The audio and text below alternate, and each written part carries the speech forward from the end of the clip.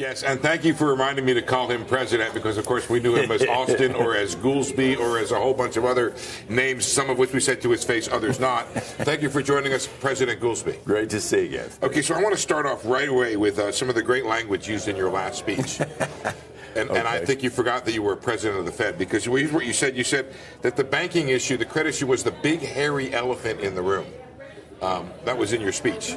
It was more technical. Okay, right. Yeah. Okay, so I don't know that much, but I think when you have a big hairy elephant in the room, one of the things you may want to do is not make him or her angrier than he or she already is. Fair. And yet you raised rates again. Was that something of a contradiction, a warning in your speech about banking conditions and the potential impact on the economy, and yet you voting and supporting another rate hike at the last meeting? I didn't feel that it was a contradiction because the main point of that speech was when you have these big times of uncertainty, let's be prudent and patient and watch a lot more data than we normally do. And at the meeting in which we were confronting the banking issue, we scaled down our forecast of what was going to happen. Mm-hmm. And in the 6-week time period before that next meeting, you had not really, it hadn't shown up in the data yet. Mm-hmm. So staying on the plan that we had outlined when we knew about the crisis beginning or the financial stress beginning, I felt that was appropriate. And now we're continuing watching that data. We still got a few weeks before the next meeting, but watching the credit stresses, watching the craziness over the debt ceiling, and watching what's happening in the labor market and the prices. I think we got to do that. I didn't feel that it was contradictory. So somewhat less colorfully, you said that times of financial stress are times for prudence and patience when it comes to monetary policy. What does that mean for the meetings and the months ahead? Well, I'm not a big fan of tying ourselves in before we get the data of what does that mean for when, what raise, and how many basis points. But I think it basically means monitoring more than just your normal data sets, that you got to be attuned to a bunch of measures of credit and how tight they are to figure out whether the credit is kind of doing the tightening work of monetary policy independent of the monetary policy. And the prudence and patience is you got to look through the waggles. You know that at moments like this, you don't want to land the plane nose down. And we've raised the rates 500 basis points over a year, and a lot of the impact of that is still in the pipeline coming.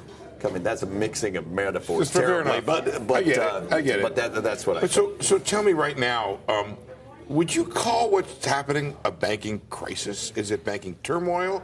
And is banking, and it's kind of picking up on a question that Joe asked Raphael Bostic, the Atlanta Fed president, is there a measurable amount of tightening, 50, 75, 100 basis points, that's going to come from this banking turmoil, or what you call it?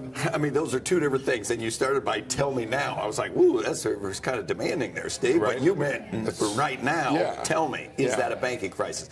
It doesn't feel like 2008 a type of crisis, if you want to interpret it that way.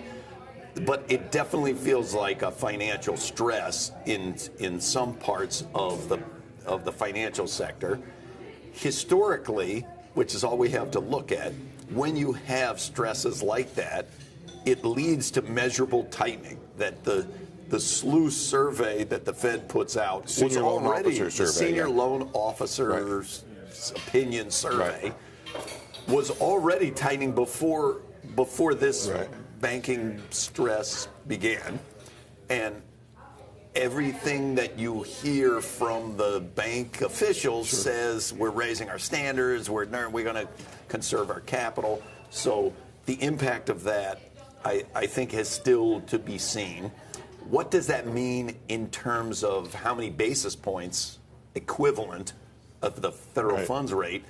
It's different than the federal funds rate, so it's not exactly the same. You could ask what's the equivalent impact on GDP growth?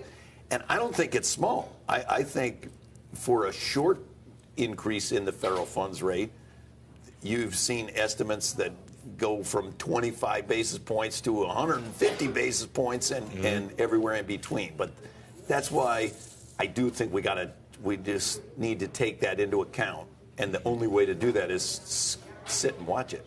So you feel like you're kind of done at this level, and this is a hike and hold zone right here? Like I say, I'm not. When we have weeks to go before the meeting and a whole bunch of data still coming in, I don't think you can say this is hike and hold or I'm for this or that many basis points. I think that's a bias. Do you have a bias? I have a bias to. There's still a lot of the impact of the 500 basis points we did in the last year that's still to come. And you add on that they're tight credit conditions, and I think we should be extra mindful. We want to be sure it's to the extent possible, get inflation back to the correct path, the target path, without starting a recession. That's, of course, the goal. Okay. And you've seen a cooling in the labor market. You've seen the vacancies to unemployment rate, which is a measure that a lot of folks use. You've seen that coming down, but it's still high.